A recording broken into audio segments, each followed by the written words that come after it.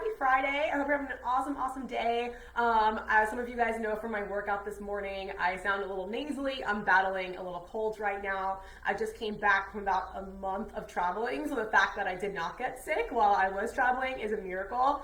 So I'm actually grateful that I am sick from my own home here in Delray Beach, Florida. So I'm happy to be home in warm weather. And yeah, I'm playing some tennis after I do this talk. My dad's in town visiting. We went to the Miami Open on Wednesday. So it's tennis season here in Florida. Well, I guess it's always tennis season here.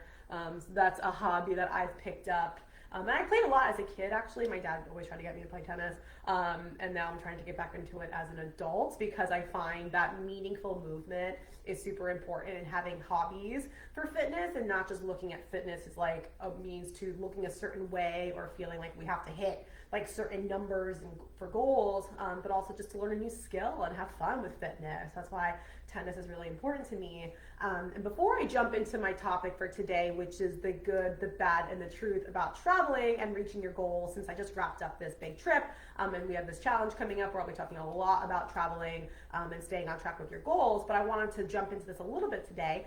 But before I do that, I actually want to share something with you guys because I think this is really relevant. And I just mentioned I'm battling a little cold right now. So whenever I'm sick, or I even just feel symptoms of getting sick, I will start taking vitamin C, right? And vitamin C is a water-soluble vitamin, meaning you pretty much pee it out when you take it, right? So taking vitamin C several times a day can be helpful for you as long as you're combining it with zinc and some other minerals that are going to help you absorb the vitamin C better, and also getting it through your food. It's not just enough to supplement. But one of the side effects of taking too much vitamin C is bloating. Okay, and I am somebody, some of you guys know this, that I can bloat pretty quickly. And vitamin C is something that I am sensitive to. I want you guys to look at my stomach, right, real quickly. And like, I'm totally transparent here, guys. I have no problem showing you guys this, but look at my stomach right now. Do you all see that right here? Okay, the bloating. And some of you might be not noticing it as much as I do, but it's like hollow feeling. You can see my gut. Yeah, there's a much better angle right there. And that's coming purely from the vitamin C. Okay, so I actually drank some orange juice this morning. I'm not a big juice girl, but I swear that like fresh squeezed orange juice helps me. And then I also took a vitamin C supplement, and so that alone right there, like usually you can start to feel bloating over 2,000 milligrams of vitamin C. So for me, it's like anything, yeah, definitely over 2,000, maybe 3,000. So that's why I'm experiencing some bloating today. So if you guys are ever sick or you're loading up on vitamin C, if you're traveling for some reason, I always try to load up on vitamin C and just like, take my immunity supplements in general when I travel, because going through airports and changing climates, you can pick up anything at any time. So I've been taking these things for a while, and I just know that it's going to cause me to bloat. So that's why I'm wearing this outfit today also too, to show you guys, like, even I bloat. I know it's uncomfortable, but at least like when I get bloated, like I know why, okay? And that's something I also teach in CMW too, is to understand, what foods and what supplements work for you, which ones don't. I'm not going to stop taking vitamin C because it makes me bloat. I just know that it's going to happen and it's temporary. Okay, but I'd rather load up my body with what it needs to fight infection versus, just not consuming it because it's going to be bloated a little bit. I don't really care if I'm bloated for like a couple hours. Okay, anyway, I want to jump into this topic. Who's live with me? I want to see who's live with me here. If you're watching the replay, give me a hashtag replay. But this is a topic that, like I said, I'm going to talk a lot about during our upcoming spring challenge. If you want to register, I'll drop the link here in the group. But why this topic is so important to me especially is, a lot of you guys know I do love to travel. CMW is a completely remote business at this point in time. And so I'm grateful that I'm able to work wherever I am. And I was just in Argentina, as some of you guys know, for about 12 days. And I would work all day.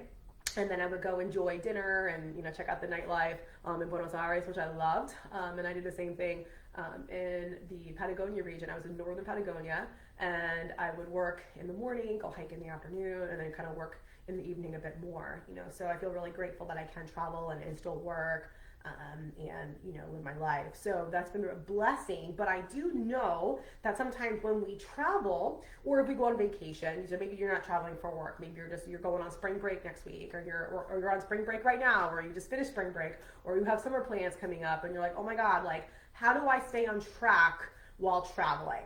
Okay. And there's so many benefits to traveling and going on vacation, obviously, and even for your goals, there's benefits to traveling if you're looking to reach your goals, right? But then there's also some things on your trips that will hold you back from reaching your health and fitness goals or health and weight loss goals or even your maintenance goals. And then there's some real hard truths that you need to hear in order for you to be successful with staying on track. So the topic of today's talk is the good, the bad, and the truth about traveling and your goals. Okay, so I'm gonna cover a lot here right now.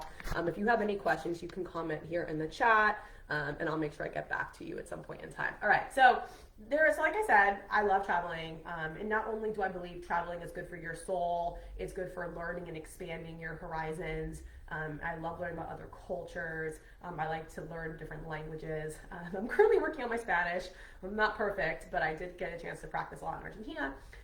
But I think it's important just to realize, what we have in our life. So let me go over all the good things about traveling and how they can help with your goals. So the first thing, like I mentioned, expanding your mind, obviously like learning new cultures, but also expanding your palate. So, for example, one of the things I love about going to Europe, for example, when I've been to Italy, I've been to Greece, is there's different kinds of vegetables out there that we don't have access to here in the U.S. So, for example, I'm a big fan of rocket, it's called. And so some of us know like arugula, for example, is a popular green here in the U.S. We can call it rocket in Italy sometimes. But then there's also a different kind of, I'm sorry, not rocket, chicory, it's called. And it's like a green vegetable, and it's almost like a broccoli like mix. And I've had it in Greece. I've had it at some Greek restaurants here in the U.S. I've had it in Italy as well. So I do like to go to different countries and try different fruits, different vegetables, and just get inspired, because I do think if we're at home, here in the U.S. and we get used to the same foods over and over again, we get in this rut.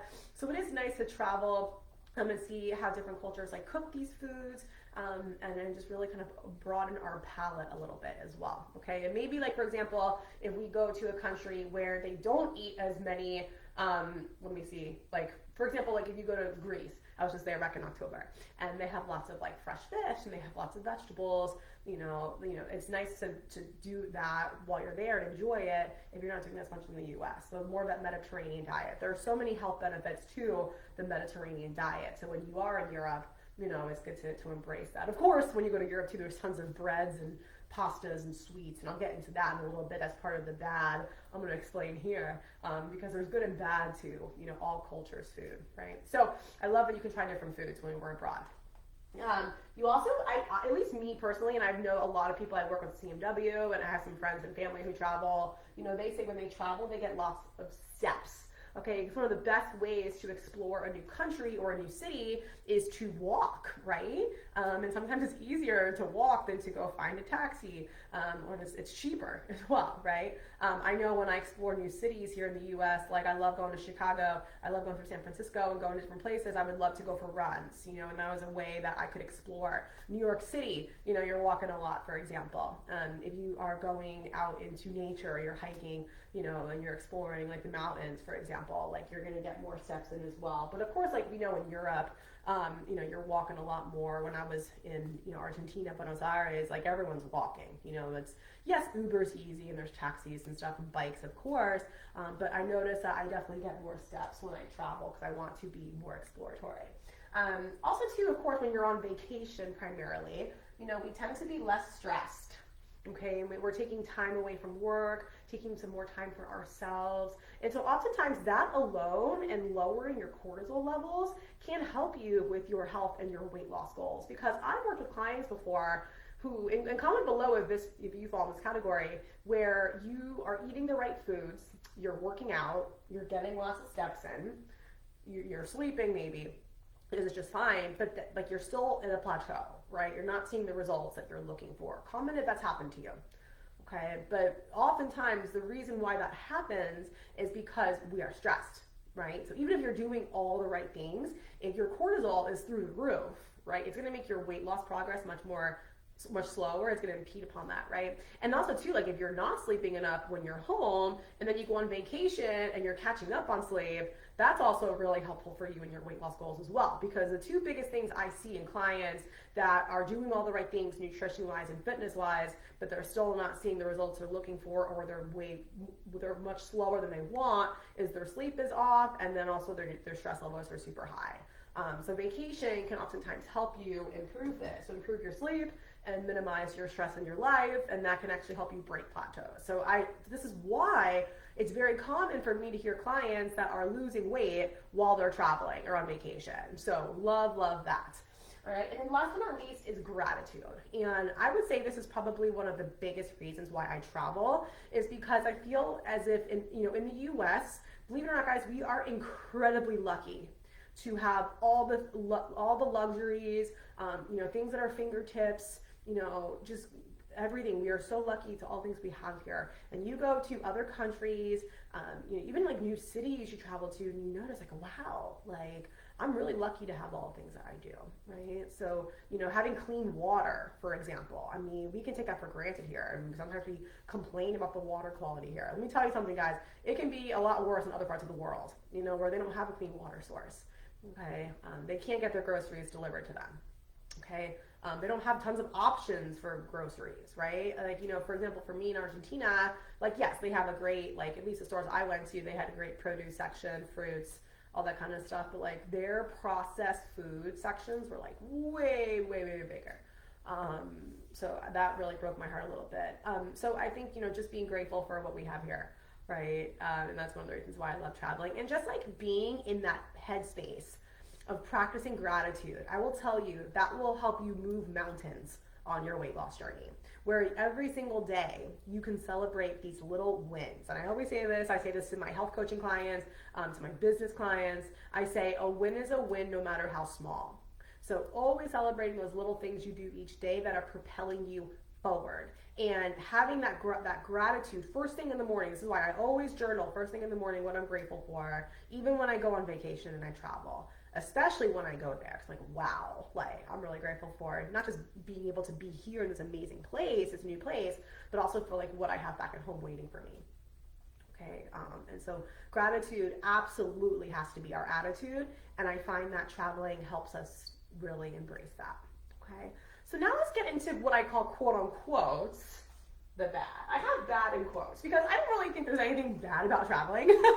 But I will say, like, if weight loss is a goal for you, or if maintenance is a goal for you, traveling can throw a few wrenches into that process, right? So again, even like this trip, I just came back from Argentina, and even I was in Colorado for a little bit. I'm definitely out more, like I'm a social person, and so I'm having more cocktails, I'm having more French fries after a long day of skiing, or I'm definitely enjoying some of the I love arepas, oh my god. I'm sorry, empanadas. I was having a lot of those. I had an arepa yesterday, the other day at Miami Open, but I love having like local foods and just trying all their things and their pastries and their cappuccinos even, oh my gosh. So and of course the wine when I go to these countries. So again, like, yes, these things can throw wrenches into the process. Let me go over this now. So one of the biggest things though, guys, I really want to talk about here, even more so than the alcohol consumption when you travel, or for some people, I know not all of us drink, but is the sugar. Like, this is something I've noticed, not just when I was in Argentina recently, but even like in Europe, especially. Like, if you are walking around, like I was in Portugal, for example. I've been to Italy several times. There are just like, there's ice cream places everywhere.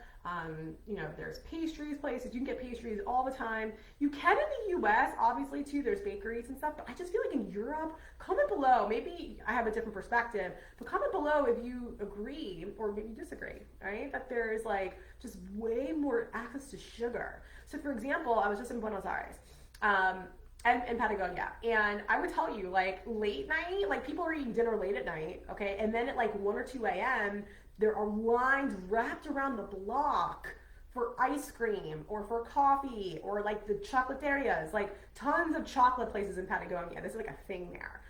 And I was like, wow, like in the US, like, yeah, like there's late night spots, but like I've never seen lines like this in late night spots unless you're in college. But late night spots might be like pizza, you know, or tacos. And again, like those foods are no healthier than like the ice cream and the chocolate and stuff, because again, like pizza can break down to sugar, tacos will break down to sugar, but at least there's like some protein source, like in the tacos and even in the pizza. And it's not going to have the same glycemic index effect as the ice cream and the chocolate will. However, like I was like, holy cow. And it's not just kids, you guys. It's mostly adults and like the elderly that are like wrapping lines around. And not only are they wrapping lines around at like 1 or 2 a.m., but like 3 or 4 o'clock, right? Like, oh my God, everyone's out eating pastries, candy. I was like, holy cow. Like, talk about sugar. I saw people walking around with like huge bottles of Coca-Cola. You know, they're drinking that like water. And I was like, I don't see this in the US, at least like where I live in South Florida. Maybe there are in other regions, but like, yeah, like the soda consumption, the juice consumption, the candy consumption, holy cow. So that was one of the things that was a little bit alarming. And so again, like, of course we can go in with the mindset of we don't have to eat this way, but like, I don't want you guys to go there and think, oh, I have to eat ice cream every single night because everyone else in the country is doing it. Or yeah, I should eat candy too because like everyone else is doing it. No, like we can absolutely make our own choices. So again, you don't have to, you know, have a pastry every single day. Now granted, that's like one of the areas where like I like to splurge. Like I probably had a little pastry like every day or every other day, but I definitely got in like tons of vegetables and tons of good, you know, quality protein sources, and I drank a ton of water. But my next point is alcohol, you know, because yes, like when we're on vacation, we can definitely be in this mindset of like, okay, it's good to drink at any point. And yeah, like if you're going on like a couple days vacation, like, you know, enjoy yourself and live it up. But if you're traveling for an extended period of time, like I was gone for about a month right now, right? Or you're going for like a week or 2 weeks or more, there is a way you gotta have to pace yourself a little bit, right? And because here's the thing, like it's not just about the alcohol calories you're consuming, but it's also the food you want to eat after you drink alcohol. It's going to definitely impede your good decision making when it comes to choosing healthier foods. And it's also going to affect your hormone levels. And so many people that I talk to are always worried about their hormones, you know, and I always say, well, what's your alcohol consumption look like? Because if we're drinking a lot, it's 100% going to affect our hormone levels, right? So when we drink more alcohol, all right, so let me actually back up for a second. So we have estrogen and we have testosterone, okay? Testosterone is your muscle building hormone, and then estrogen is your fat storing hormone, right? So when we drink alcohol, we are elevating our estrogen and we're lowering our testosterone, right? More fat and less muscle. No bueno, right? So what we want is we want to be more here or even here, right? We don't want this. I'm sorry, this. Okay. So too much drinking is going to actually cause you to store more of the food you're consuming, right? And impede your metabolism's ability to burn off the fats and the carbs and the proteins that you're actually eating. So and also too, like your body, I've talked about this many times before, there's an order of operations in which your body burns calories you consume, right? So the first macronutrient your body's going to burn is alcohol, right? Alcohol is its own macronutrient. People don't realize that. People just say, oh, alcohol breaks down to sugar. No, it does not. Alcohol breaks down as alcohol. It's a toxin, right, to your body. So when it hits your liver is like, oh shit, this is not what I want in my body. Let me get rid of it. So it's going to do everything in its power to get rid of the alcohol, burn those calories off, 7 calories per gram, and then it's going to store everything else you're eating. Your carbs, your fats, and your proteins. Okay, so one of the things I would recommend if you are traveling is definitely to pay attention to what you're drinking and how much you're drinking, right? So again, you know, if, for example, I was just in Argentina, Malbec is everywhere. I mean, wine is everywhere, and beer is everywhere. Beer is huge in Argentina. So again, it's like I enjoy these things, of course, but it's like, you know what, like I'm not going to overdo it because you know what, I can get Malbec in the U.S. I can get beer in the U.S. Like, just because I'm here doesn't mean I have to be drinking it all day, every day. All right, let me just savor maybe something special about this particular Malbec. Like I tried this white Malbec that was so freaking amazing. I just brought a bottle home actually. That was special. And I was like, I'm gonna enjoy this because like I can only bring one bottle home, but I've never seen a white Malbec in the US ever. If you guys know where to find one, please tell me. But like, let's not have that FOMO so much. That FOMO's in our head. We can get ice cream. We can get gelato in the US. We can get pastries in the US. We can get the same alcohol, right? So yes, there's an experience, but if you're there for 12 days, you don't have to experience it every single day for 12 days. Okay. All right, water. Now, this is something that I myself struggle with. Okay, comment in the chat if you do too. When I travel, I have to make a very conscious effort to drink more water. Okay, especially when I go abroad and water fountains are not everywhere, or like it's not a culture where people are chugging water all day long, or they're not traveling around with their big water bottles, or water is not as easy to find, you know, or it's more expensive. Like my friend Claire and I, we were in Portugal, we were joking how wine is cheaper in Portugal than water is. Like if you go to a restaurant, like to get a glass of wine is like €3-4, and a bottle of water is like $5. It's like, what? I mean, it's kind of cool, but it's also kind of like a little alarming. So, you know, making sure you're drinking enough water can be an issue. And also, too, the water quality. Because I understand, like, some people, like, don't want to pay for water. And me, personally, I hate buying plastic bottles of water. It's so terrible for the environment. I don't like the plastics for hormone balance as well. So this is why, like, one of the biggest things I recommend is get a water bottle you can bring with you abroad, then you can filter your water. Okay, because then you have no excuse. Bring your water with you, fill it up wherever you go, and it's going to be filtered, it's going to be amazing. And guess what? The more water you drink, the less water you retain. So when you're eating out, that's my next point, you are going to actually get rid of excess sodium that you're consuming in the body. You won't feel so puffy, and your rings will actually fit you. Win-win, okay? And you won't maybe eat as much if we're drinking more water. It's also a win. All right.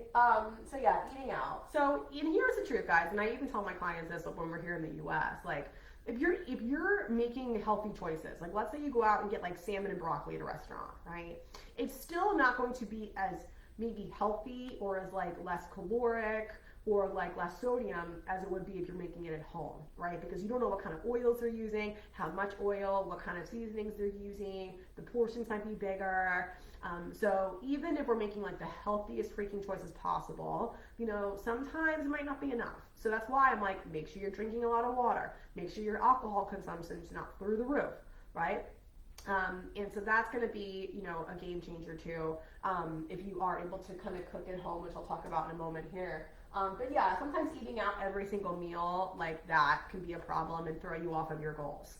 All right. The no control mindset. So sometimes people will say, you know, oh my gosh, like when I'm traveling, like I'm not in my home space, like I don't have my routines, like I'm just totally off, you know, track, and like I can't control like what's going on. So like there's no point in trying. Like why bother for the next 2 weeks? Like I'm just gonna do whatever I want. And this is very much falling into this all or nothing mindset. Like you're super good when you're home, and then when you travel, you're like, oh, screw it because I'm not in control. Well, first of all, this is most likely half true or not true, which I'll get to soon. But this is a problem when people do travel because they say, well, I don't have my normal foods.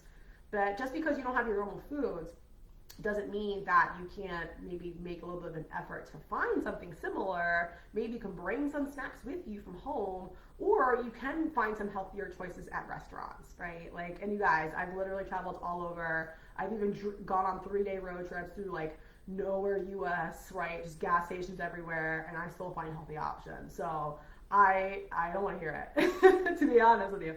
All right, so this is a problem, the no control mindset. This is something we definitely have to get over. We definitely have something called this internal locus of control, where we're able to absolutely control what we put in our mouth, how we move, and how we think, okay? And the last but not least, people say, you know, traveling is bad because it's expensive. Like, oh my gosh, like it's so expensive to eat out all the time. If I want to go try a new gym class, it's expensive. And I'm like, let me tell you something. If you're doing the same things in the US, it is no more expensive when you're traveling abroad. If anything, it's way cheaper to do it in other countries than it is here in the US. So again, being grateful for where we are, okay? Okay, now let me go up to the truth because I really think this is the most important part of my talk today about traveling and how you can stay on track with your goals. So, the truth is, you absolutely can make, let me fix my camera. You absolutely can, is this gonna fall? Okay, no, okay. You can absolutely make better choices when you travel, you guys, like 100%, okay? It just, you have to do it, pretty much. And you have to have the mindset that I can make these healthier choices, I want to make these healthier choices, and I'm gonna still have an amazing meal, I'm gonna have a great vacation, even by making healthy choices. Because sometimes we get this FOMO, right? Like, oh, like if I don't eat, you know, pasta at every meal in Italy, or pizza, you know, every meal in Naples, or whatever, you know, if I don't have baklava at every meal in Greece, like, that's a problem, all right? But that's not true, because you guys can get the same foods in the U.S. I hate to break it to you. And who eats that way in the U.S.? Every single meal, come on. So you can make better choices while traveling. You can exercise while traveling, okay? Those of you who do my fitness classes, I taught every day. The same days I do here, I taught when I was in Argentina, right? Because I could work out wherever I am. And I was actually nervous about the Wi-Fi when I was there. That was like the only reason I was like, guys, I'll let you know about me teaching. But I was like, no, if my Wi-Fi is working, like I'm teaching. Like I brought my bands, I did some body weight workouts. I found a gym in Buenos Aires I went to a couple times because I do like to try new gyms when I travel. So you can absolutely exercise when you travel. You can actually, when people tell me that, you know, traveling is expensive, right, and you have to eat out every single meal, no, you can actually save money by going to the grocery store. Like that's why I love traveling in Airbnbs when I go places. And as an Airbnb owner, I like to support other Airbnb owners. And so I have this great little, I actually only used Airbnb when I was in Argentina. Highly recommend. So I had kitchens wherever I went, and so I would go to the local store, I would get a bunch of veggies, get some protein, make myself some meals, and then I would go out for dinner, okay? Or let's say I was working late, you know, I would make a little dinner at home, right? So you can definitely buy groceries for cheap, and you can save, you know, calories, save money by not eating out. And then two, guys, this is the biggest take home for today. You absolutely can reach your goals. Okay, whether it's to lose 20 pounds, whether it's to maintain your 20-pound weight loss, maybe you just want to like tone up a little bit. Maybe even the number on the scale doesn't matter to you, which is amazing. Okay, I'm not about the number on the scale. I don't even know what I weigh right now. But again, you are absolutely capable, but you have to have the right mindset and you have to have the right game plan. And you have to feel like what you're doing, your actual game plan is not only sustainable, but it's like realistic. Like I can actually see myself doing this when I travel, and I'm gonna feel good about doing this. So if you're looking for some support for that, I have two opportunities for you. Okay, number one is our upcoming challenge, the CMW Spring Challenge. I'll drop the link here in the chat. It starts Monday, actually March 27th. It's a 2-week challenge. We've got some great prizes. You can actually win a free room at the CMW retreat, which is coming up on April 20th here in Fort Lauderdale, Florida. Other option is you are looking for some more one-on-one coaching, you're looking for some more support long-term, more than just a 2-week challenge. You have some trips coming up you want to prepare for, you have some big weight loss goals, some big health goals, and you really need some support when it comes to your nutrition, fitness, mindset, accountability, and you want that, you know, plan that you can use for the rest of your life as well. You know, I encourage you to book a call with us with Create My Weight, because this is exactly what we specialize in. Like I said, we know you have a really busy, fun life that you want to live, and you don't want to be thinking about food constantly or worrying about, you know, when am I going to work out? How am I going to fit it in my schedule? You know, how am I going to like balance everything going on in my life, you know, and still have some fun? So that's what CMW is for. All right, that's what we specialize in, like I said. So if you want to book a call with us, I'll drop my link below, createmyweight.com/apply. And I'd love to see how we can help you and if CMW is a good fit. All right. But again, this topic is very near and dear to my heart. I'll be talking a lot more about this during the challenge coming up. And of course, in our CMW program, we're always talking about these things. All right, guys, so share this video with anyone you think can benefit from it. If it benefited you, comment below with your big takeaway. And I'll see you all here in the group soon. All right, have a good weekend. Bye.